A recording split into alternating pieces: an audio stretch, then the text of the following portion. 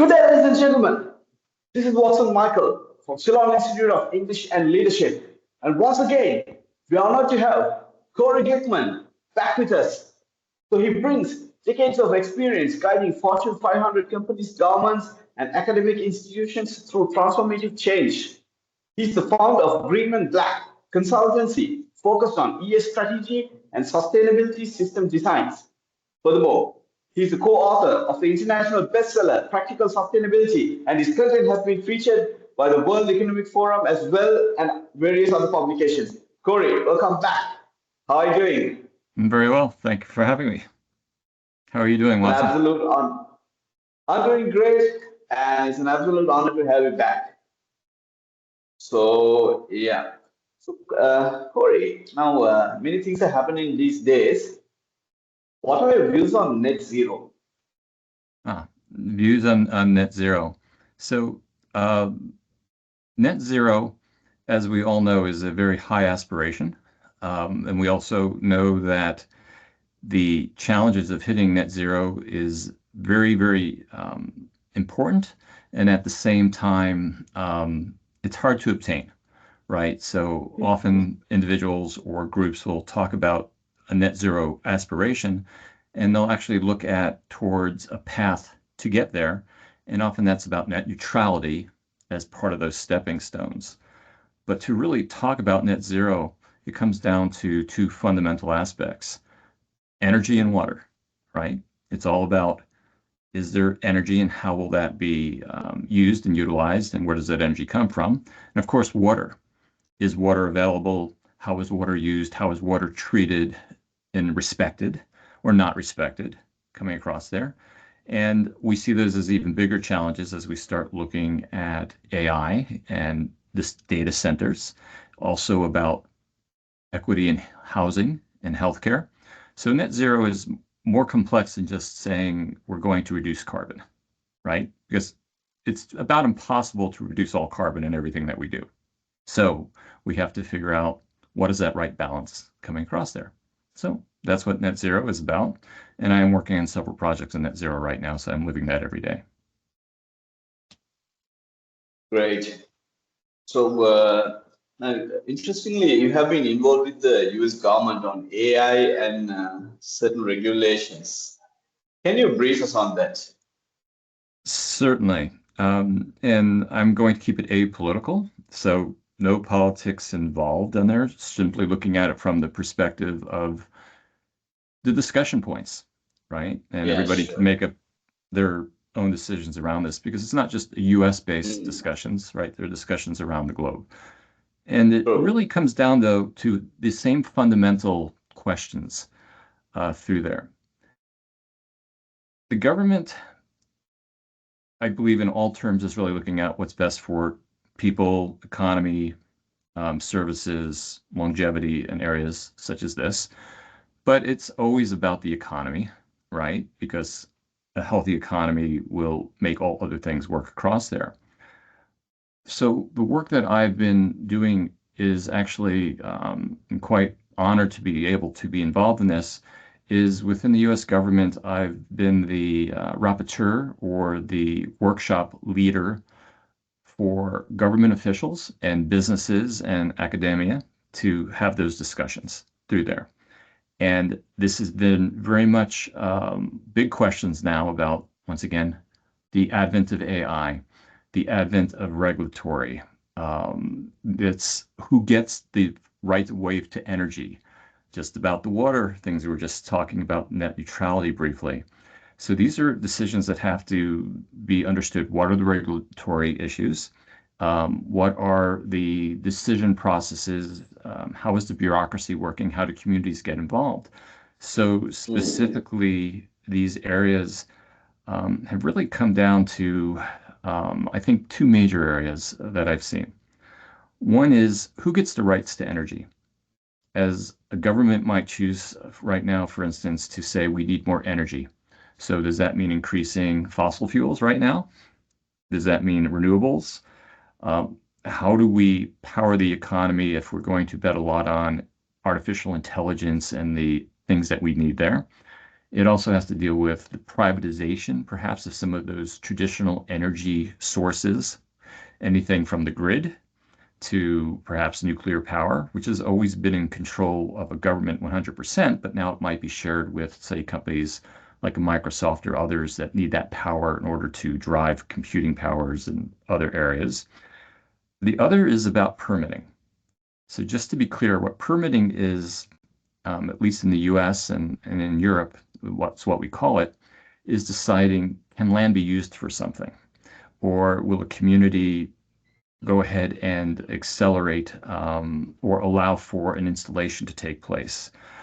Who gets the right of way, basically? And traditionally, permitting, as you might imagine, is very tied into governments and politicians and taxation and community decision points and such. So, permitting, almost everybody agrees to, is necessary, but everybody also agrees it takes a very, very long time for it to take place, and therefore things don't happen at speed. In some cases, it could take up to 10 years for something to be decided on. So the goal is to get that down to, say, 1.5 to 2 years time frame in order for decisions to be made, yes or no, or yes, this is going to be accessed, or who's going to get the right of way, and who's going to ultimately get the ability to benefit from these changes. So these are really the key questions that are on there, and it's a big question. You might have a community that says, I don't want this in my backyard. I do not want this large component. Whereas another part of the community might say this will create jobs. Another part of the discussion could be that it doesn't matter what you think, the government's just going to use eminent domain and saying it's of national security in order to have X amount of power or energy take place, and this is going to happen. And then there's a lot of education and communication, and it can get pretty involved. So the role that I often play is you get the individuals in the room that often have panel discussions. They're often run like a seminar could be. And there are moderators who have prepared questions in order to drive the discussion point so that people can be educated, so that also politicians can state their case, right? And that individuals in the, I'd say, audience, though they're usually closed sessions with few people in there, are able to ask questions. And those individuals could be from business, they can also be from academia, and they can be government. And it really is a matter of discussion points. So my job is often to make sure that all the questions that were meant to be on the agenda get addressed, that it flows through properly, that there are clear answers and outcomes that will happen over 1 or 2 or 3 days. They often don't go for more than 3 days. And then summarizing the action items afterwards for accountability. So that's generally the role that I play for 2 specific areas around artificial intelligence and urbanization in these regards. And then the second part is around sustainability and profitability. So what I mean by that is we all have learned that in order for a sustainable program to go forward, there needs to be profit, right? There needs to be impact. Yes. And profit you could define as maybe for an individual business, maybe even for an individual, but more likely it's profit for the economy, profit for the community in the real cases. Because if it can't hold up to that measurement, then it's very hard for that sustainability program to become resilient. And thus, I think we're starting to see a lot of interesting questions about EV programs in certain parts of the world, or is coal necessary for a short amount of time in order to build the new infrastructure? Or what is the lobbyist of solar panels fighting for? There's a lot of politics back and forth, and there's a lot of concerns there. Yeah. So I make sure nobody punches anybody in the face during these discussions. That's really what I do. Right. Yeah. Okay, that's interesting, pretty much. Right. So I saw some LinkedIn posts where you were involved in some work matters. Okay, then that was in India. So what have you been up to? Well, India has been absolutely an amazing experience and continues to be an amazing experience. I had roots to India due to my role at Infosys. where I was the chief sustainability officer for a while, and then also had run some other things there. And when I had left that part of my journey, um, I was invited by a group called the Aspire Circle, which was a think tank of individuals in India, and I was asked to come lecture for and teach some classes along the way. So they kindly invited me there, and while I was there, I got to speak at a couple of universities. And at one of the universities, they asked me to stay a couple of extra days in order to delve a little bit deeper and ask if I could talk to some of the faculty. And 2 days later, I found out I was offered a part-time faculty position as a visiting faculty in order to really talk about sustainability, systems design, and areas as such. Um, then it really got very, very interesting. I was then introduced to a really an amazing individual in northern India, Dr. Anil Joshi, who runs an organization called HESCO, which is the Himalayan Environmental Studies and Conservation Organization that has been around for like 40 years. And they do climate studies in the Himalayas. And I was asked to become part of this, to really look at and understand nature-based engineering techniques that they've been practicing there, how it impacts eco-heritage and rural communities. He's rebuilt river systems just using nature-based engineering means. We've done studies on why forest fires are becoming so rampant around the world, and we take those learnings and we then take those around the world to say, this is what works in this part of the world, this is what works in this part of the world. And what has happened now is I've actually, jointly with Dr. Joshi, have started a new consortium called AIGE, which is really about expanding HESCO so that it is about governance and ecology around other parts of the globe where stories can be shared through here. And that has since then led to a couple of other teaching positions that I come over to India for close to 10 to 15 weeks a year. So at IIT Kanpur, I am teaching classes and leading a net zero program for their campus and doing water, waste, and energy and mapping out things. I am also working on AI and urbanization over there. So working with the researchers, but also working at the practical side where we're installing the first biogas converters and the first mapping of buildings so that we can understand the electrical power usage, putting in the first new energy systems across there, and doing probably the most important thing is getting the local community to understand waste and management of waste, to how to deal with this coming across here. So in a matter of the last 8 months, we have installed major programs through there that are now being exported to other campuses and being looked at by the government for the cities. So this is what I'm doing in India right now, is looking at rural and urban technologies that can be exported, understanding the economic impact of those areas, and then tying with the universities so that the proper research can be done, but also the living labs can be created. So yeah, it's just fascinating work. Quite interesting what you mentioned, right? So seems like you enjoy these practical things a lot. Okay, so it's nice to hear. Okay, well, how can nature-based solutions help the economy? Sure. So it's really interesting. So let's first talk about how any solution helps the economy, right? If we are talking about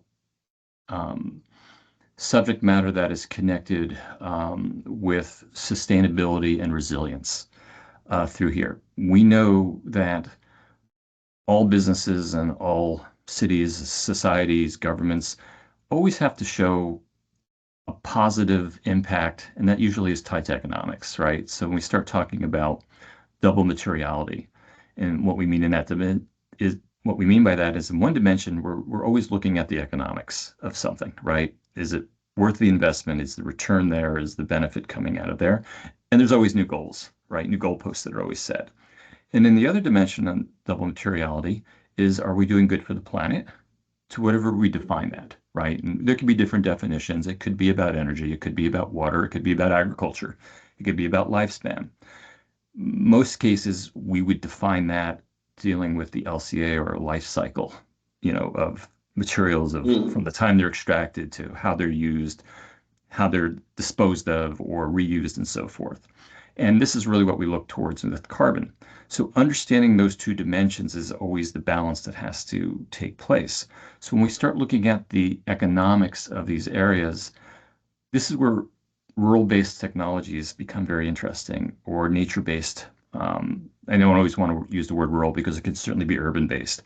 It's really about tying the technology that's available within the region that you are, whether it's in a city or whether it's rural. But nature-based engineering is not just nature doing itself, but it's how humans take advantage of what nature does, right? And amplifies it without it hopefully being destructive along the way, and understanding that impact. So I'll give you a good example of this. We've already see this, think of it like this way, how people farmed for thousands of years, right? They would grow crops in certain ways that would provide the most food yield, but we would learn that if you don't rotate your crops, eventually you burn out the soil and then you move on to another area, and it takes a long time for the earth to recover across there. But as people start to learn with science, they could say, if I rotate my crops, if I do corn and sugar and soybean and I rotate these and wheat, I can recharge the soil much more quickly without doing the damage, and I'm able to get a higher yield, and I'm not putting pesticides in. That is basic nature-based engineering. Now we take this to a step further, because this is a science that's been around for 100 years, if not longer. We forget it and then we learn it again. With nature-based engineering, so as we know in the Himalayas where I study, there's issues of flooding. We were talking about that this morning. There is issues about forest fires. We hear these around the world through there. And a lot of that is caused by the changes that we might implement on some of our decisions of how much carbon we're putting in the air, or construction practices, overcrowding. There's a series of things. And yet there are simple things that we can do that give us the answer and unlock the way to get there. So I'll give you this example at HESCO, which is very well easy to find. So the rivers up in northern India, a lot of them are stressed. They're in trouble. Like the Ganges is almost dead, unfortunately, right? It'll come back, but will come back in our lifetime or our kids' lifetime, I don't know. But the idea of rebuilding the river systems is not going to happen through some magic machine that someone's going to invent and say, here, I'm putting your water back in the ground, right? And I'm rebuilding your rivers. It's going to be simple things that we've done up at HESCO, where we know that if we dig these 1 meter by 1 meter holes in the ground that are about maybe half a meter deep, and when the rainfall comes during the monsoon area, these fill up. Over the years, what happens, they start to rebuild the aquifer underneath the ground, and the rivers come back naturally. And when they start to come back naturally from the mountains, then they come into the major rivers. That is an example of nature-based engineering. There could be another one dealing with forest fires. So we know about the fires around the world. So why does that happen? It happens because there's too much underbrush that's been left over. The wrong type of trees have taken over an area because it's been overforested. And then the easier things to plant, either by man or by nature, comes and takes its place. And then you lose that natural harmony coming across there. So by understanding what trees should be planted or how to clean that brush out properly, you can stop those fires from happening as often as they are, as we see the temperatures rising. And there are probably hundreds of these known engineering remedies or practices that every culture has, but there is no database of these, right? A lot of it is oral tradition or what your father, your grandfather knew. So part of what we do at HESCO and with AGE is we have this ability to start collecting these stories and sharing these stories, because what works in India works differently in Norway, works differently in Brazil, works differently in the US, but the basic terms of the engineering still works fine. So if I come back to that double materiality issue, now I kind of know on the bottom, how do I benefit the planet using less costly methods that can be done at any level of technology expertise, because it's generally done by, small groups and communities through there. And I also know that it's not going to put economic stresses, onto profitability for companies and governments. So that's why nature-based engineering is so very, very important. Okay, interesting. Right. So now I understand that you are involved in some work with Norway as well. Can you elaborate more about that? Yeah, certainly. So Norway has always been a very interesting country in that region of the world. The Nordics is just fascinating, right? And they've actually have led, I think, much of the movement for sustainability much earlier than the most regions of the world. If you traditionally look at who are the leading cities or countries that have adopted the highest level of practices, it's Norway, it's Finland, it's Denmark, it's in these regions here, and you start to ask yourself why. Why is that? And a lot of it is actually temperature based, just like temperature based is everywhere else, because they have a shorter growing season, because it's cold. They have a denser population, and usually it's mountainous regions. Sound familiar to like India in some parts, and in Sri Lanka, you have high density areas, but you also have rural areas. And it really comes down to how much resources you have. So if you have shorter growing seasons, you have to really understand your food cycles. If you have natural resources that come from the mountains, you learn from experience that I just can't mine those always without having repercussions and mudslides and rock slides in other areas. But at the same time, it causes the effect of having a lot of educational institutions, because engineering schools start or mining schools start. And everybody makes their living in farming and engineering. And the communities are very tight knit. They have to be to survive. So Norway and these areas have always been of high interest. And a couple of years ago, I was working with a group that used to be called United Cities, and they were part of the Norwegian sovereign fund. So very well funded, doing very, very important work on green industrial cities, which I think the last time we talked a little bit about that, of work we've done in that area.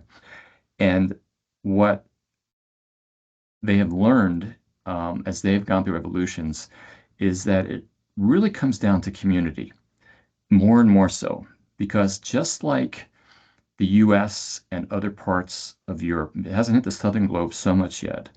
There's a lot of questions about regulatory right now, and there's a lot of discussions about how well is sustainability regulatory working and the large amounts of money that's being put in place.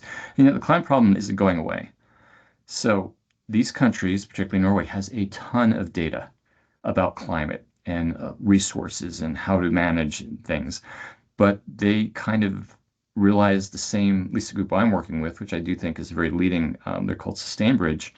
Um, they looked at it and they said, you know what, the technology is there, the data is there. Whether it's chosen to be used at this point or not is decisions by governments and communities of, am I still going to burn coal, or am I going to use renewables? Who gets the water if I'm putting in a data center? Am I still going to grow enough food? All of these questions. And the goal of this company was to say the biggest challenge for these community leaders is to get through all the paperwork, how to truly understand what's being proposed, and the community should have a say. So using some AI tools, we were able to say, what problem do we really think should be solved? And we said, communities need to understand that they do have a voice. They need to understand what are the implications of those decisions that they would make as a community. What are the barriers and the hoops they would have to jump through in order to have a fair seat at the table, to have what's best for the community. And it was all about paperwork that they'd have to fill out and making sure they were talking to the right official and things. So what we designed was really two parts. The first part being if you have a problem statement, or if you want to understand the situation, how can you quickly break that down into those pieces so that it becomes understandable to the community and you would know what would have to be addressed? What are your options of addressing it? And then the second part would say, in order for you to bring your point across and have that right discussion within the community and with the government, how to get all that paperwork filled out. So what we did is we automated the way to get all the paperwork filled out. So it runs a workshop Mm-hmm. physically to have the discussion. It then says, if this is your options and you choose to go down these options, here's the forms and the paperwork to talk to off of this. And based off of that, you can then, the tool will automatically pull up anything you would need to read about it, summarize it for you, call out the aberrations that you would have to understand.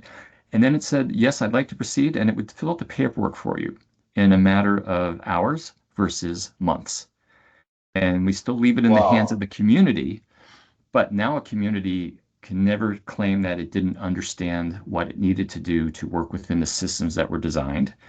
And at the same time, it makes them much more successful and in their own fate of their own destiny, right? So that's really the work that we're doing up in Norway. And it's very interesting because this same process to solve these problems exists worldwide. So we're actually now putting this into India through some of the context I have there. We're also putting it into some other parts of Europe and intend to look at other regions around the world once we do a few more tests. So that's a summary, long summary, but it's very, very interesting work up in Norway right now. Hmm. Is interesting. Okay, great. So, any final message, Corey, to our viewers and listeners? Sure. So the fact of the matter is, let's just say we live in very interesting times, right? Very. Feels like we could probably take the last 5 years and say things that have happened in 5 years took 100 years to see all those same events or something similar take place. And we're seeing it all in 5 years, right? So there's a lot of questions that are going on. Um, but what we didn't have back then was the climate issue. We had pollution. We didn't quite understand it, but truly the impact in climate is there. And even the issue of how information is passed now, right? So instantaneous communication, it's very democratized. You can't hide information from anybody, but it's also very hard to tell whether information is valid or who says it's valid and who says it's not valid. It's, once again, it's how you interpret. So what I would say is this. I think the world definitely looked at this issue in the 1970s. We're talking, 30, 60 years ago, almost, 50, 60 years ago, we started talking about these things.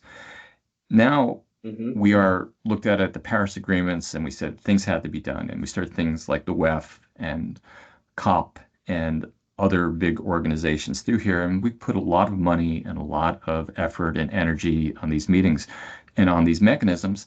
And they have done some good, but they really haven't lived up to any of their potentials for the amount of energy, as in effort, the amount of money, the level of people who attend these are world leaders. And yet, have we really seen anything Mm. really move? It's become a business unto itself. So it has not slowed down the climate issue.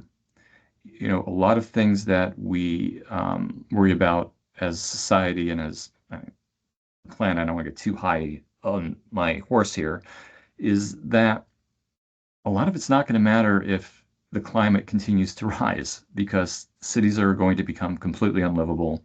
People are going to migrate, and all of these things are going to happen. And these big organizations were set up with good intentions in order to solve it because they said it's a very large problem to solve. It is a tremendously large problem to solve. However, nature abhors a vacuum. When things don't work, other things come into place. So I think smaller efforts like HESCO, like what you yourself do, what people in Norway are doing right now with Sustain Bridge, and probably thousands of other programs around the world probably have more impact and effect than these big event, big money components because they're not dependent on what the oil company says or what a certain government says. It's just individuals and communities. And I believe that we're already seeing higher impact from those types of programs that are not dependent on large amounts of money. It's more on just decision to go get it done, or to say that I can do a lot with 3 people, 5 people, or 100 people, versus having to have every world leader agree to and vote on the UN, because we never see the results. Too many other things. It's too big, right, for anything to happen. So I believe that because I am an optimist about this, that I've seen 5 people clean a beach. I've seen 100 students on campus go out and clean up something that wasn't cleaned in 30 years. That changed Yeah. the environment. Yeah. I've seen people put up their own solar panels, regardless of what the government says. And guess what? They're not just saving money, but they're actually using less on the power grid across there. I've seen, scientists with students clean rivers. So I believe it's those kinds of mechanisms in today's world where everybody's saying there's no money, or there's regulatory, or who's going to have the rights. There's nothing to stop people from fixing things or to making their lives better. If you lived, I'll go back to the farming analogy. If you lived on a farm, your whole job every day is to make sure your crops are as healthy as can be, and that you do it as an economic way as possible so that you can do it the next year. And guess what? Who benefits from your crops being good? Everybody who buys food. And of course, we know that organic foods, or foods with less pesticides or whatever, are healthier, and people will live longer. Farmers do need help in some situations from government subsidies, depending on where they are. But most farmers, they're doing the work, and they would just switch crops and they would do something else. The same thing can happen with forest care. The same thing can happen with air quality. You can choose what kind of vehicle you could drive. You can take a bicycle. There's just lots of things that can happen at that level. And so that was the message that I would leave. We talked about this last time, that little things matter. Well, now it is about a lot of little things. It is a lot about little things, because the big things aren't working right now. They're even being told they shouldn't be done for business reasons, or it's an exclusive club and someone wants to send the rocket ship up to Mars, thinks that's more important than, solving forest fires in some area. I don't agree with that. So guess what? Go join the local fire brigade and figure this out, or go to study at HESCO, or look at what's going on there and saying, you know what? It doesn't take a lot to have a shovel and to dig a hole, and suddenly you can build the aquifers, or know how to clear out the local forest next to you. So I believe that publishing and making that available democratizes this ability to solve for things. And with the way that information is now available across the flows, anybody can learn about anything pretty much using AI, which is one of the big questions we have, right?